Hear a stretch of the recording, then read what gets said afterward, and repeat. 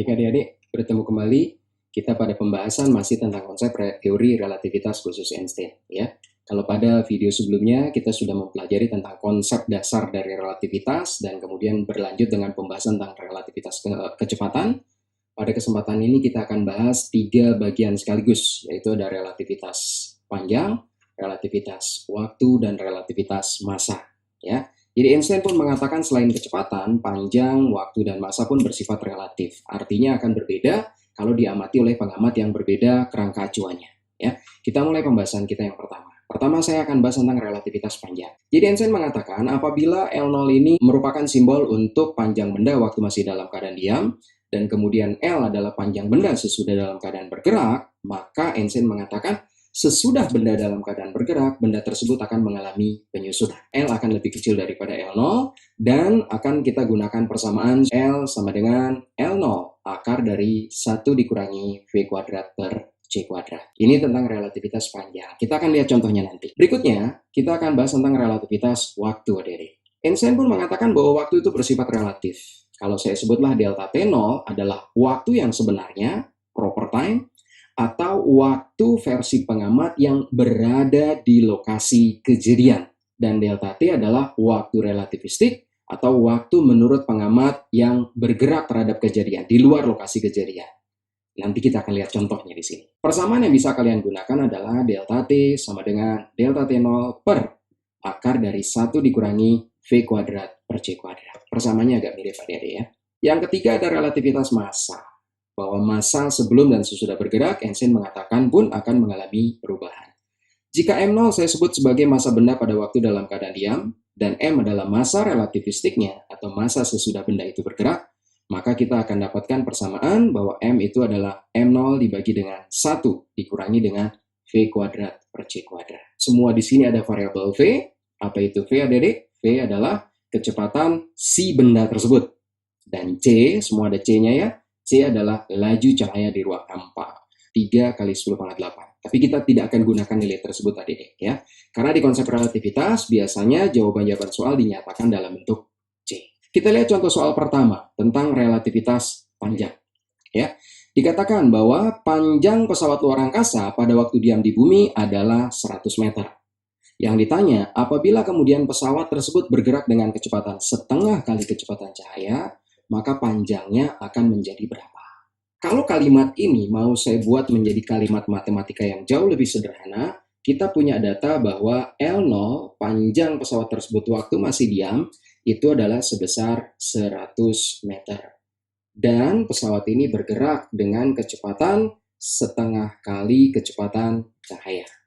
Yang ditanya adalah berapa panjang pesawat itu sesudah dia bergerak. Tadi kita sudah bahas persamaannya ya, bahwa L itu sama dengan L0 kita kali dengan akar dari 1 dikurangi dengan V kuadrat per C kuadrat. Ini persamaan yang sudah tadi kita pelajari.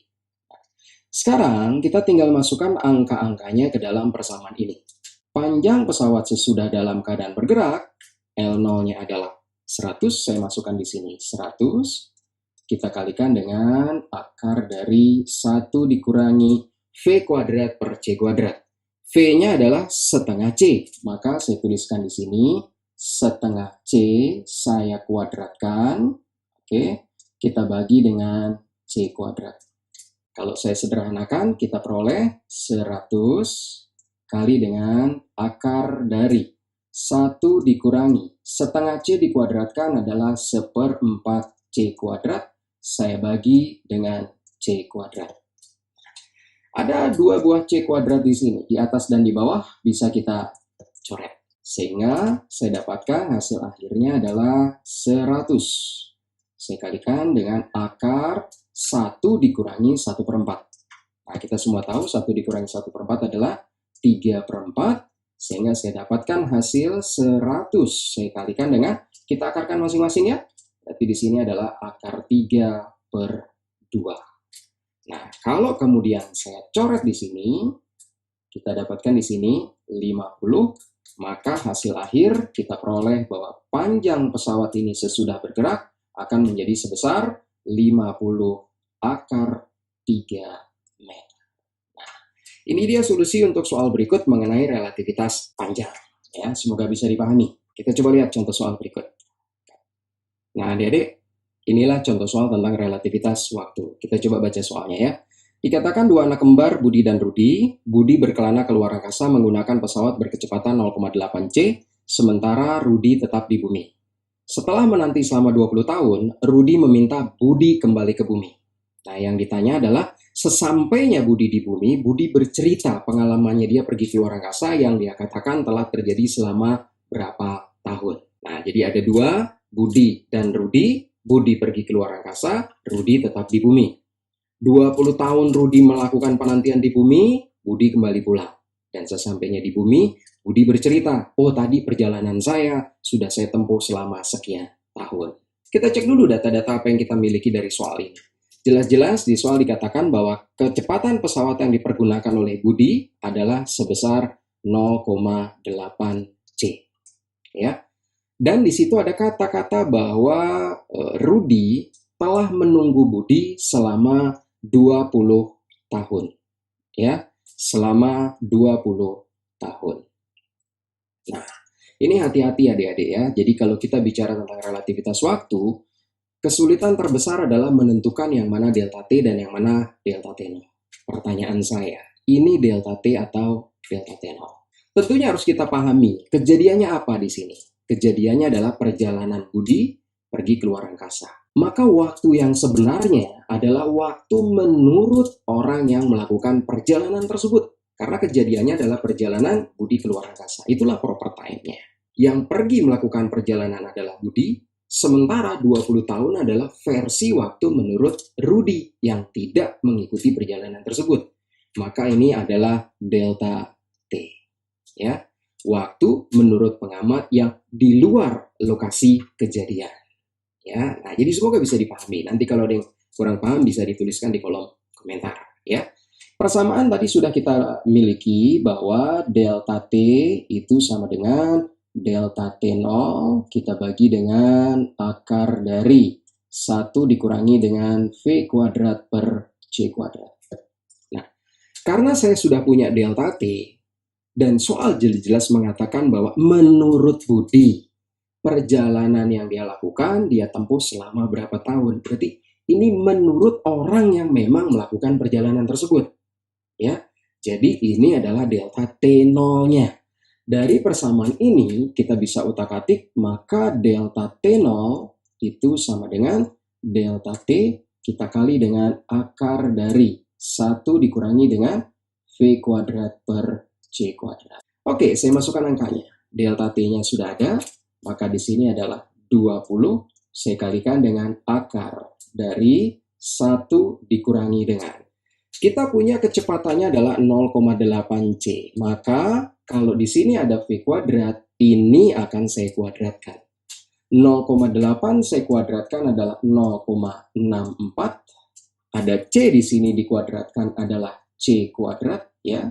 Nah, ini saya bagi dengan C kuadrat. Di persamaan bisa kita lihat ada C kuadrat di atas, saya coret dengan C kuadrat di bawah. Kita dapatkan 20, saya kalikan dengan akar dari 1 dikurangi 0,64, 0,36.